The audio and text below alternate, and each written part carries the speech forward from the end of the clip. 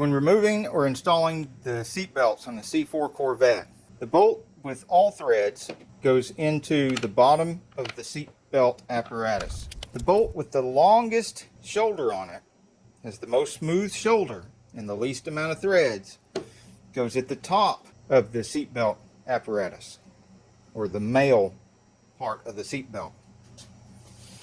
The top that goes into the roll bar. And the last and the third of the bolts goes into the receiver, or the female side of the seat belt, at the very bottom, and it has the shortest shoulder. Short shoulder. And you can see the difference here. Short shoulder, longer shoulder. And this bolt is indeed longer altogether, the one that goes to the roll bar. Shorter shoulder goes into the receiver. That is all three bolts for the seatbelt assembly on the C4 Corvette.